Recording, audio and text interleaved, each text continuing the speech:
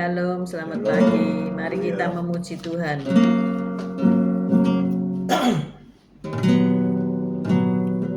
Ku mau cinta Yesus selamanya. Ku mau cinta Yesus selamanya. Meskipun badai silih berganti dalam hidupku, ku mau cinta Yesus selamanya. Ku mau cinta Yesus selamanya. Ku mau cinta Yesus selamanya. Meskipun badai silih berganti dalam hidupku, ku mau cinta Yesus selamanya. Ya Bapa, Bapa, ini aku anakmu, layakkanlah seluruh hidupku. Ya Bapa, Bapa, ini aku anakmu, pakailah sesuai dengan rencanamu. Ku mau cinta Yesus selamanya. Ku mau cinta Yesus selamanya. Meskipun badai silih berganti dalam hidupku, ku mau cinta Yesus selamanya. Ya Bapa, Bapa,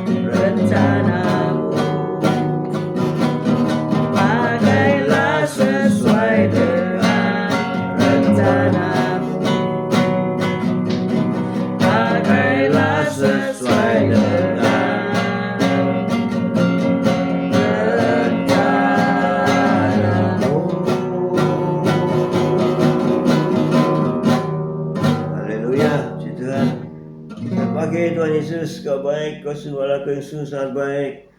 Kau sudah berikan lagi kepada kami satu hari lagi yang indah ini, dengan cuaca yang baik, dengan keadaan yang baik. Kau ucap syukur, terima kasih Tuhan. Kau tetap menyertai kami di dalam siaran kembali siaran renungan pagi hari ini ya Tuhan. Terima kasih Tuhan Yesus. Sebentar lagi Kau baca firman-Mu, renungkan firman-Mu, Kau buka hati pikiran kami agar kami dapat menerima firman-Mu. Berikan roh pengertian bagi kami agar kami mengerti akan firman-Mu, dan berikan iman yang kuat bagi kami agar kami dapat melakukan firman-Mu dalam kehidupan kami ya Tuhan Yesus.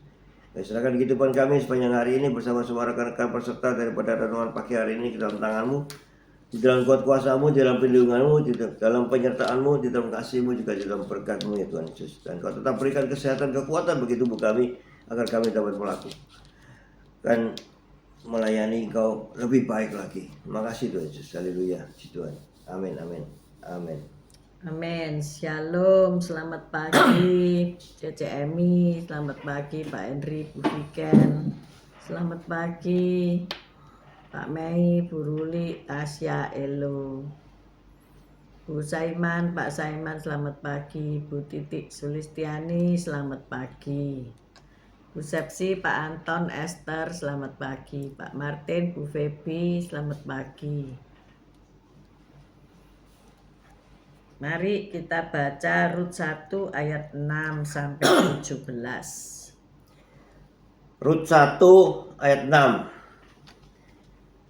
Rut 1 ayat 6, demikian bunyi firman Tuhan. Kemudian berkemaslah ia dengan kedua menantunya, dan ia pulang dari daerah Moab, sebab di daerah Moab ia mendengar bahwa Tuhan telah memperhatikan umatnya dan memberikan makanan kepada mereka.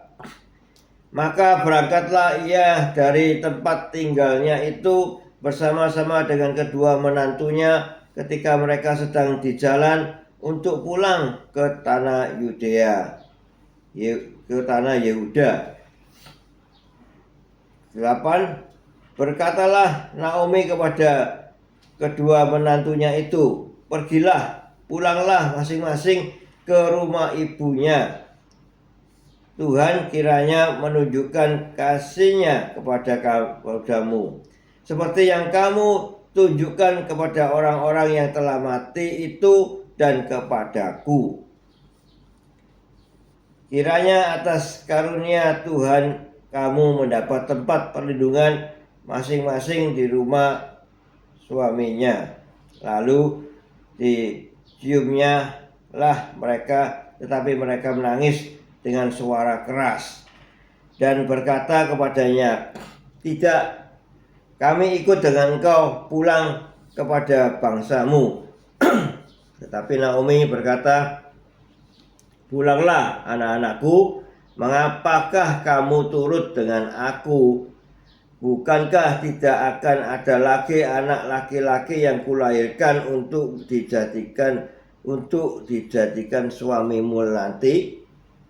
Pulanglah anak-anakku, pergilah, sebab sudah terlalu tua aku untuk bersuami. Seandainya pikirku ada harapan bagimu, dan sekalipun malam ini aku bersuami, bahkan sekalipun aku masih melahirkan anak laki-laki, masakan kamu menanti sampai mereka dewasa? Masakan karena itu kamu harus menahan diri dan tidak bersuami? Janganlah kiranya demikian anak-anakku. Bukankah jauh lebih pahit yang aku alami daripada kamu? Sebab tangan Tuhan teracung terhadap aku. Menangis pula mereka dengan suara keras.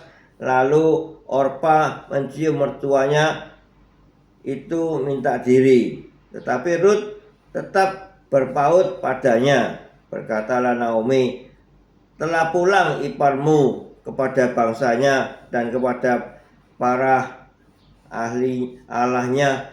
Pulanglah mengikuti iparmu itu.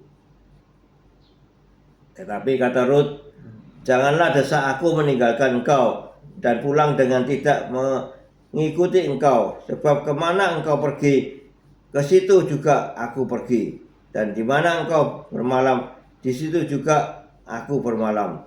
Bangsamulah bangsaku, dan Allahmulah Allahku. Di mana engkau mati, aku pun mati di sana, dan di sanalah aku dikuburkan. Beginilah kiranya Tuhan menghukum aku, bahkan lebih lagi daripada itu, jikalau sesuatu apapun memisahkan aku dari engkau selain daripada maut. Amin. Amin. Tema kita adalah pergi bersama Allah. Selamat pagi Bu Rita Herawati, Bu Rima, Pak Anton, Stefanus, VV. Selamat pagi Bu Wanda, Pak Budi, Bu Esterlin, Pak Wong, selamat pagi. Semua yang sudah bergabung, selamat pagi ya. Ada sebuah film yang terinspirasi dari peristiwa nyata ya. Ada 2 orang sahabat bestie ya. Sahabat. Nah, salah seorang menghadapi hukuman penjara. Bagaimana jika Anda punya sahabat dan bestimu itu menghadapi hukuman penjara? Kebanyakan orang ya lari ya. Lari ke luar negeri supaya nggak disangkut paut gitu ya. Tetapi yang bernama Greville itu tetap diam, dan pada akhirnya mereka sama-sama di penjara ya, karena ia adalah teman baiknya. Jadi memilih juga tidak apa-apa di penjara berdua akhirnya ya. Siapa yang mau begini sebagai bestie? Nah ini pertanyaannya buat orang-orang yang punya sahabat. Kalau sahabatnya menderita, mau nggak ikut menderita ya? Shalom Bu Reni, Pak Fran. Shalom Pak Yusak, Bu Ineke, Pak Bambang, Bu Vera, Bu Foni, Pak Paulus. Kebanyakan orang ketika berkawan itu di waktu sukacita, bener nggak Pak? Iya. Tapi ketika duka cita harus menderita bersama-sama, lari semuanya ya. Semuanya. Hari-hari ini kita menghadapi peristiwa Jumat Agung ya, Paskah ya. Bagaimana si Petrus yang dengan gagah, oh aku mau mati bersama-samamu Yesus ya kan. Tapi Yesus ngomong, sebelum ayam berkokok 3 kali, engkau sudah menyangkali aku. Ya itu. Dan kenyataannya Petrus takut ya. Dan semua murid-muridnya lari meninggalkan dia. Ya. Ada kisah yang lain lagi di Perjanjian Lama yaitu tentang Rut. Rut ini punya mertua bernama Naomi yang sial banget ya. Ia meninggalkan tanah kelahirannya Bethlehem. Padahal arti kata Bethlehem itu rumah roti ya. Rumah roti ia tinggalkan untuk berkelana, dan pada akhirnya ia menghadapi kemelaratan dan kematian suami, kematian 2 anaknya, tinggal menantunya aja cewek-cewek 2. Tetapi Orpa meninggalkan dia pulang ke desanya, sedangkan Rut memilih untuk menemani Naomi ya. Dibaca nanti Rut 1 ayat 6 sampai 17. Biasanya menantu dan mertua ini tidak cocok ya. Biasanya. Tetapi ini luar biasa ya. Karena ada rencana Allah dalam hidupnya. Jadi kalau hari ini Anda tidak cocok sama mertuamu, coba dibaca ini ya, Rut sama Naomi ini ya. Pasti ada berkat di balik itu. Ya, jadi dicocokkan aja ya. Semua orang pasti tidak cocok ya.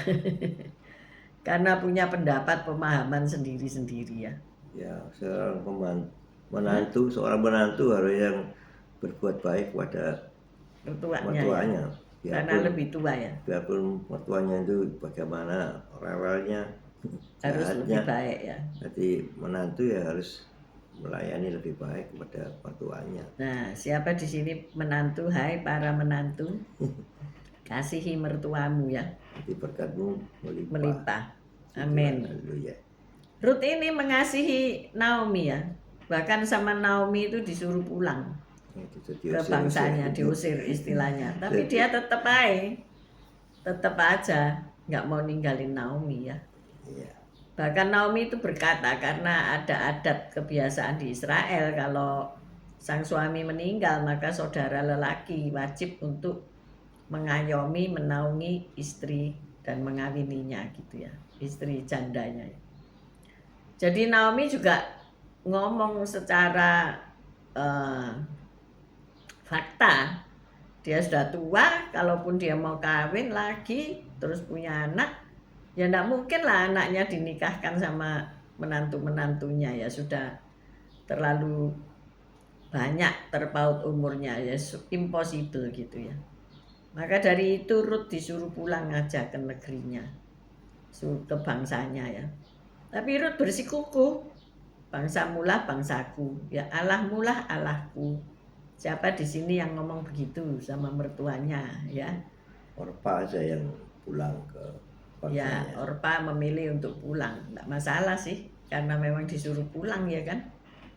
Tetapi Ruth ini bersikukuh untuk memelihara mertuanya ini ya, merasa bertanggung jawab.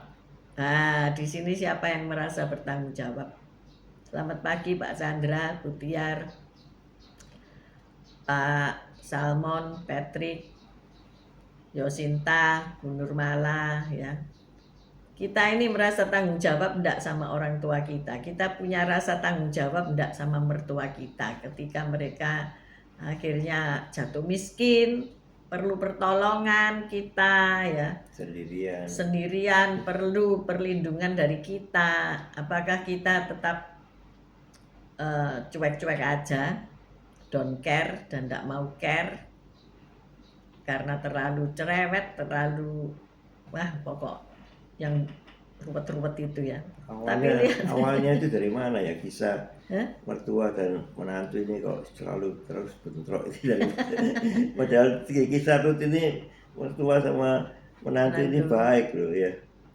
Ya kita enggak bisa tahu sejarahnya dari mana kok bisa ada clash ini, karena dalam kitab Kejadian kan dianjurkan bahwa kalau orang menikah itu meninggalkan kedua orang tuanya. Nah itu sudah dasar supaya ndak clash ya. Supaya ndak ruwet, ndak ribet ya. Supaya hubungan tetap terjaga dengan baik. Itu pergi yo. Kalau wis menikah jangan tinggal di rumah mertua indah ya toh, Pondok Indah. Tapi entah itu mau kos lah, entah itu mau kontrak rumah lah, pokoknya keluar ya, keluar dari rumah di mana ada orang tua. Rumah induk ini ya enak ya, melok mangan, melok turu, melok apa meneh. Nggak melok bayar listrik, nggak melok apa-apa. Ya kecuali memang harus bersama karena harus menjaga ya, itu lain peristiwa. Tetapi tentunya Alkitab nggak pernah salah gitu ya. Kok bagaimana mertua sama menantu kok iso nggak cocok, asalnya dari mana? Ya asalnya karena kalau orang itu ya campur terus suwe-suwe nggak cocok, betul nggak ya? Ya, dua karakter yang beda. Dua karakter berbeda ya. Kalau nggak dicocok-cocokkan. Nah di sini kita lihat sebetulnya Naomi dan Ruth ini sudah bertentangan kan. Yang satu ingin selalu ikut, yang satu ojo melok aja gitu lah, maksudnya itu kan begitu. Tetapi ya itu yang terjadi. Akhirnya mertuanya ya ngalah ya. Ada yang ngalah gitu loh ya. Ngalah ya wis enggak apa-apa diikuti. Tetapi Ruth ini ya ikut tapi juga membantu merawat, mencarikan jelai, bulir-bulir jelai untuk dimakan karena mereka melarat ya. Enggak punya apa-apa. Jadi menantunya mau loh kerja untuk mertuanya. Ayo di sini siapa yang menantu ngeroweng nek kasih berkat buat mertua lo ya, bukan orang tua. Coba Anda kasihlah mertuamu sekilo jeruk aja, berat apa enggak gitu loh ya. Nah, itu kan tanda kasih ya. Nah Ruth ini pergi memungut jelai dari pagi sampai petang, apa gak kesel ya?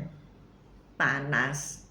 Terus karena memungut berarti kan enggak banyak itu ya.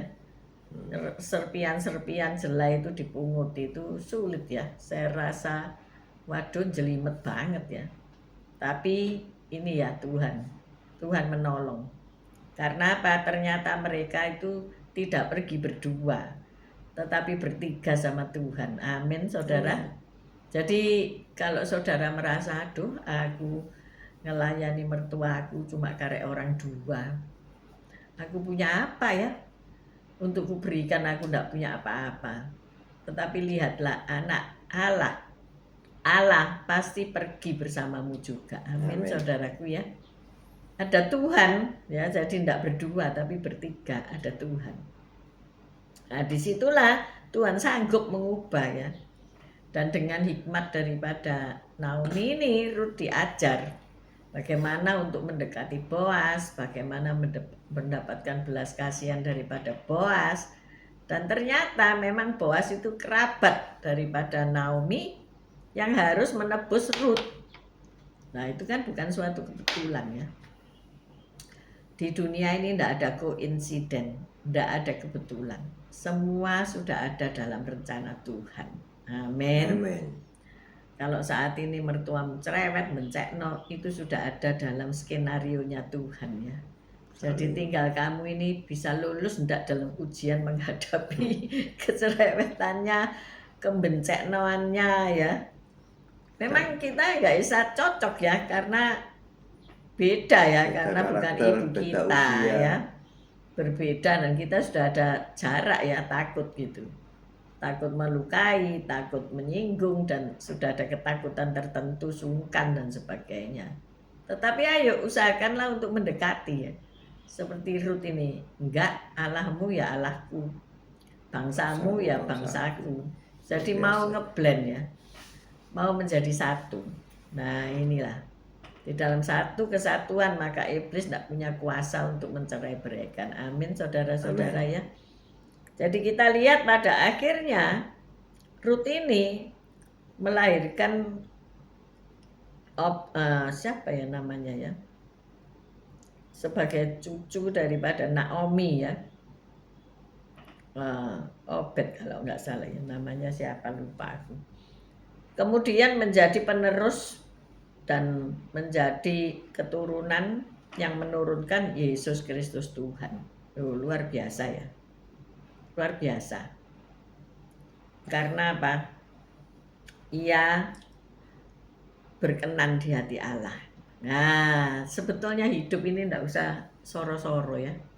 Mau cari kesuksesan, mau cari viral, mau cari ini dan itu, tapi carilah perkenanan Allah. Itu aja.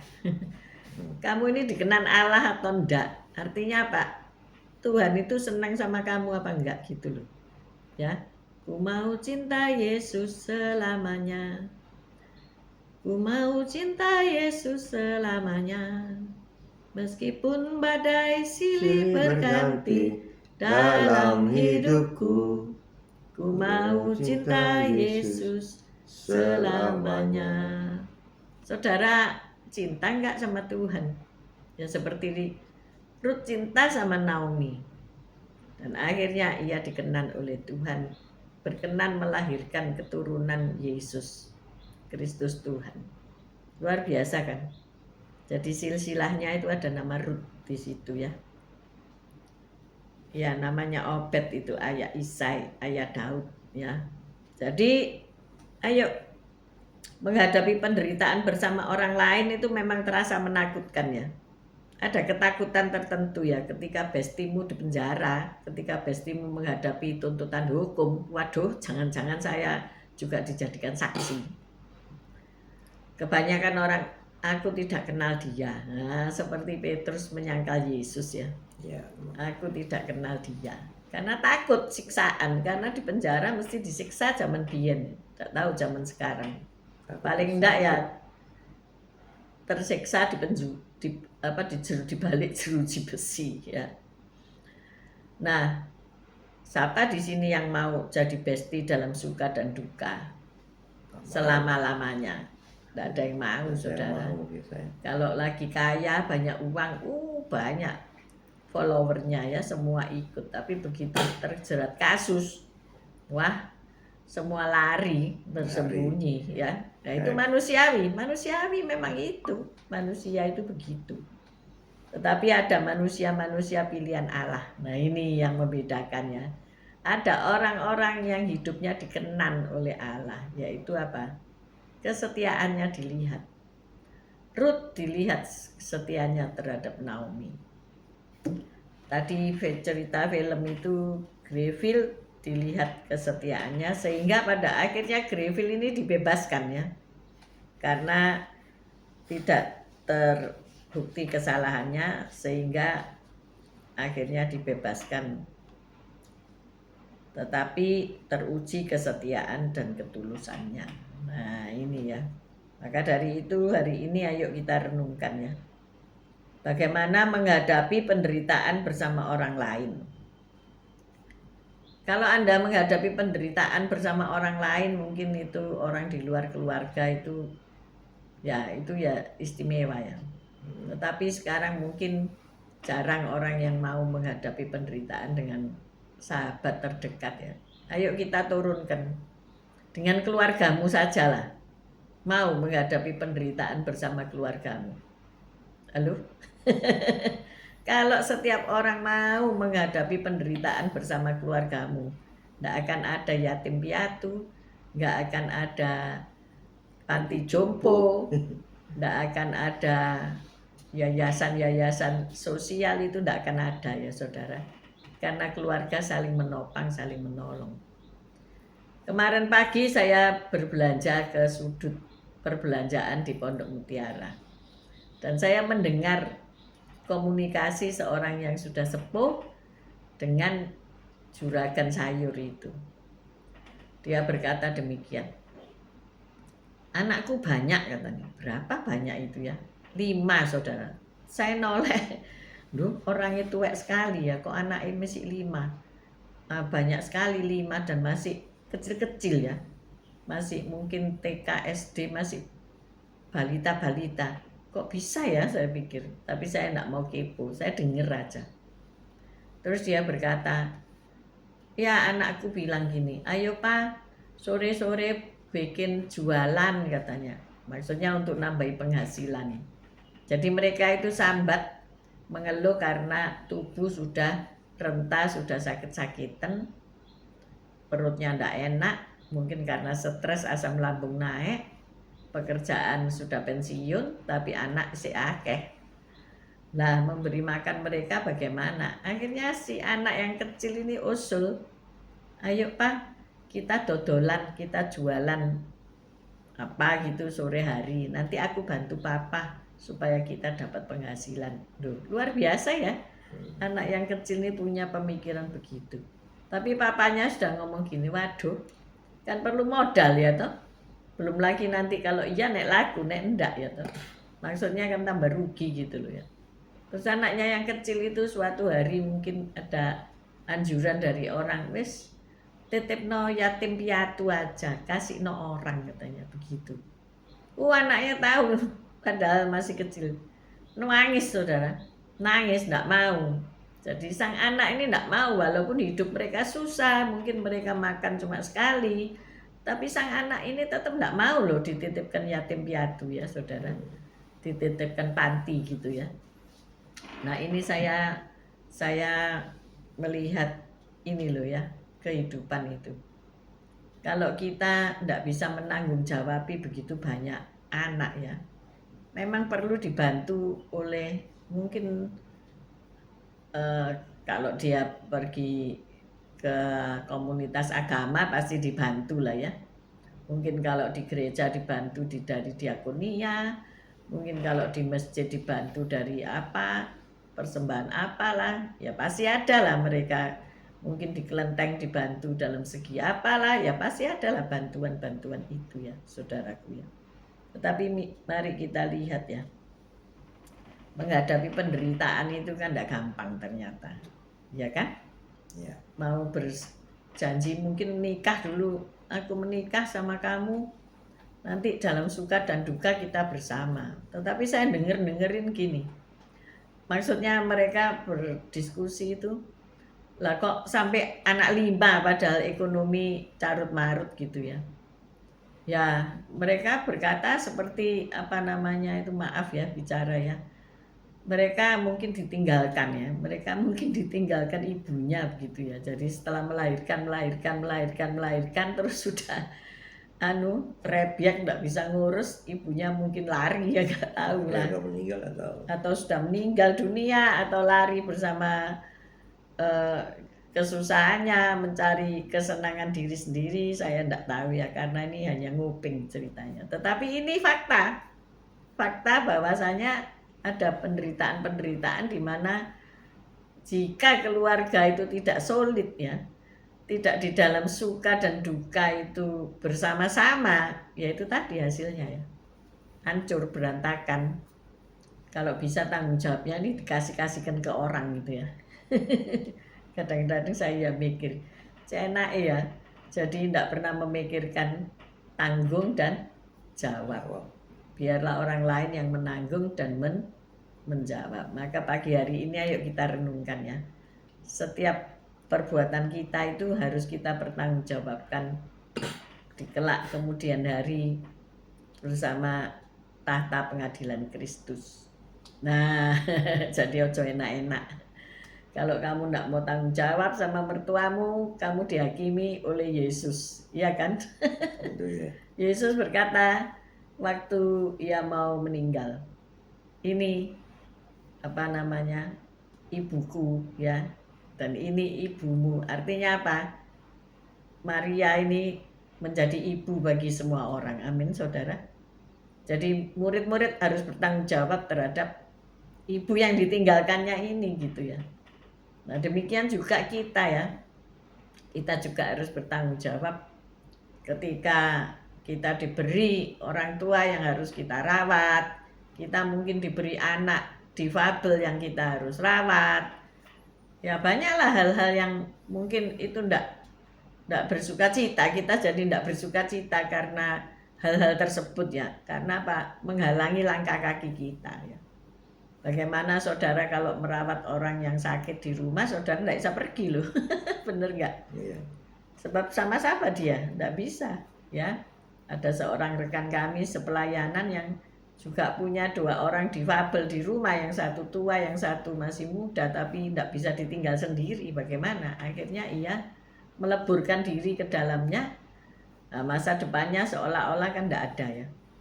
Tetapi mereka bersama-sama tinggal satu atap, satu rumah, saling baku tolong menolong, dan saya melihat Tuhan menolong.